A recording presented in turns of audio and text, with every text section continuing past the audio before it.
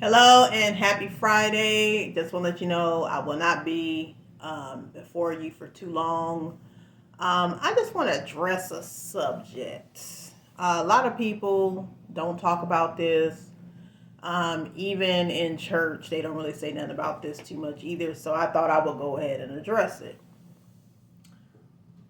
So, what I want to talk about today is decisions. And what I mean by decisions is what you make, those type of decisions that you make that will affect your household, your husband, your wife, and so forth. Now, in the word, it does say that, in the book of Genesis, the man and woman, they should become one flesh and so forth and all of that. So that means become one flesh. In my context, my way of thinking is like you become a team. So when it comes to decision making, it should be made as a team.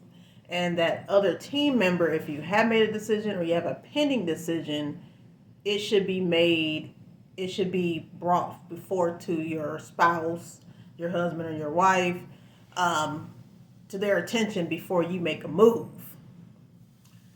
When it comes to men, God did give them leadership over the woman.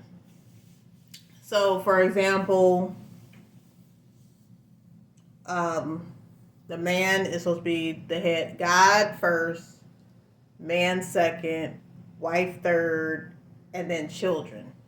So basically your husband is supposed to be submitted unto the Lord as he's supposed to, in alignment with what God says, not with what he thinks or what he should be doing, about what God says.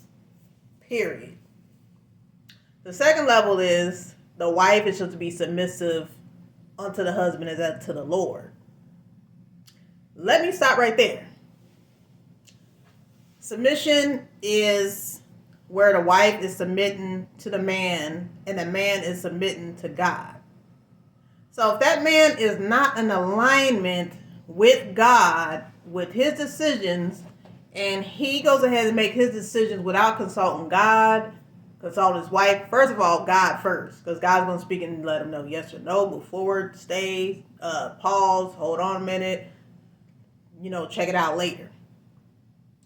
Many husbands have been making decisions outside of God's will and outside of God's counsel.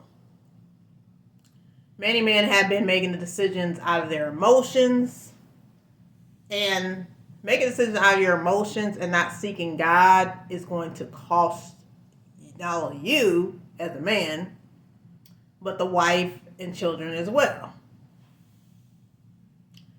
For example, if you are married and you have, and this is to the men, because I've been hearing a lot about men doing this.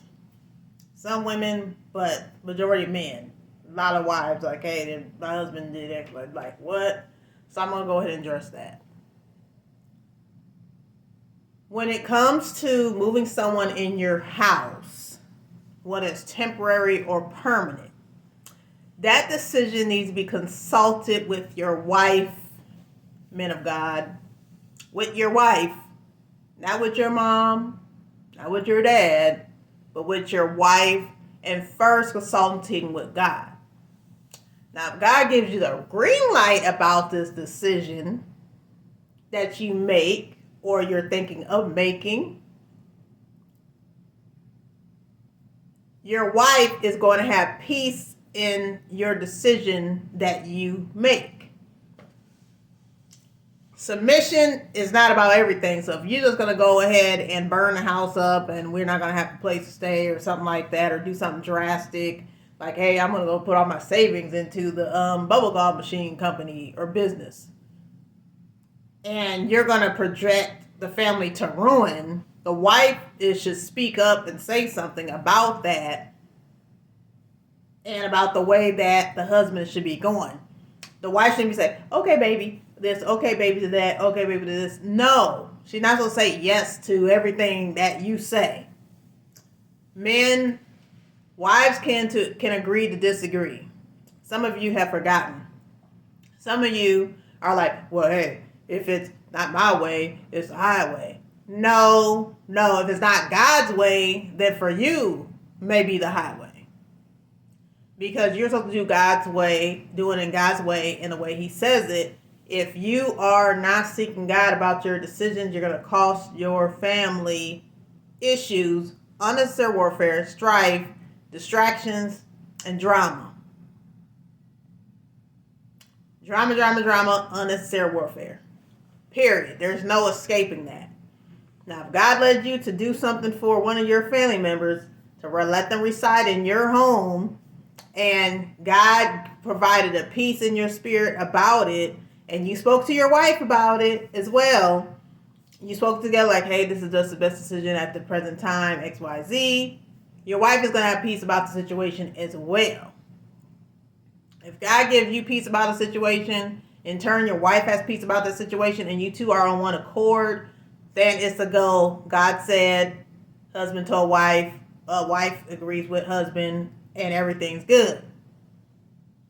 There are decisions that men have been making where they don't consult God. They decide on whether they're going to do this or not, and then the wife's not in peace about it. And then they get attitude like, oh, well, I'm the head of the household, and this, and that. No. You didn't seek God about that decision. Your wife does not have to agree with everything. And this does not only go for, moving the in-laws in the house, whether it's your mother, your father, sister, brother, or that goes in all things. If a wife does not have a peace about something that their husband has made a decision on, that means most certainly 99.9999% of the time there's a disorder or disconnect somewhere. As I mentioned, I want to keep you long. It's only a short video, but I just want to tell you, if you are married and you are the man of the house, you need to make sure that your wife is good with whatever decision that you are making concerning the household, concerning your family. Period. It's God first. It's God first. Your wife second. Children and everything else falls after that. It's not God, mommy and daddy, and everything after that. It's not like that. So it's God first. Family second. You. And then so you're in there somewhere. In other words, you're of importance as well. Everyone is important. I'm just saying that the order, before you get married, you can put whoever you want to put first. As long as God's first, you put whoever you want to put first.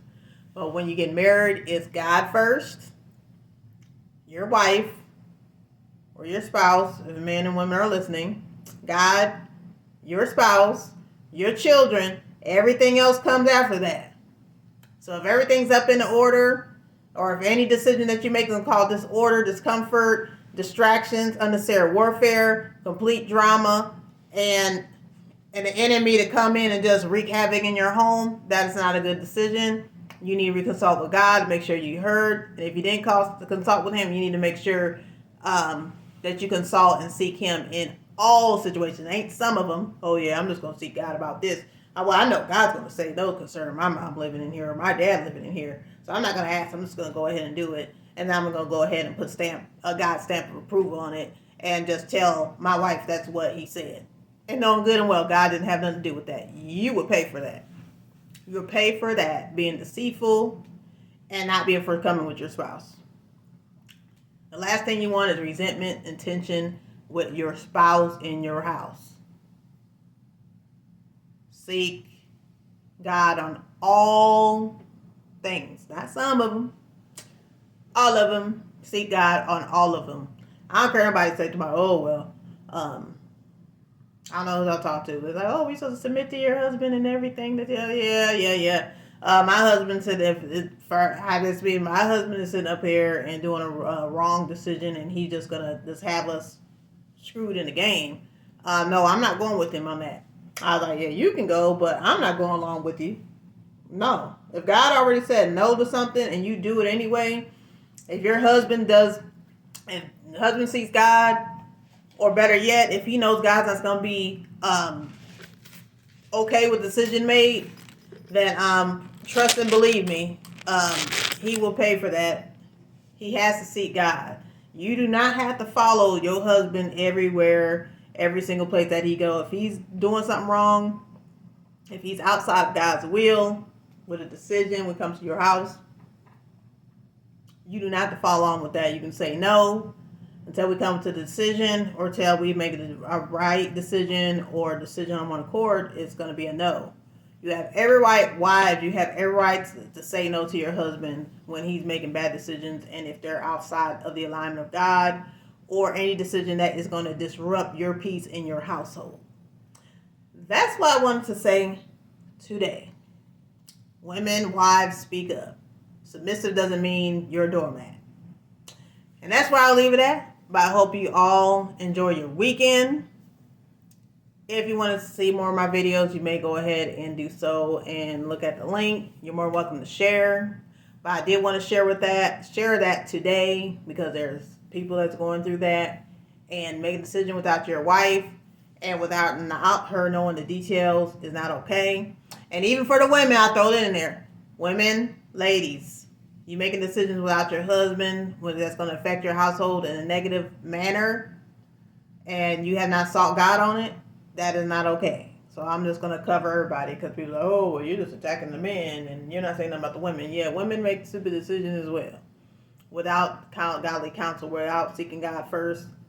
I'm speaking to everyone. But main key point I mentioned is men, because I minister and deal with a lot of women. I don't really deal with a lot of men. I talk to a lot of men, unless my brothers or something like that. But I hope you have a great day. And remember, put God first in all your decisions. If it goes against your household, if it's going to steal your peace, the answer is no. Bye.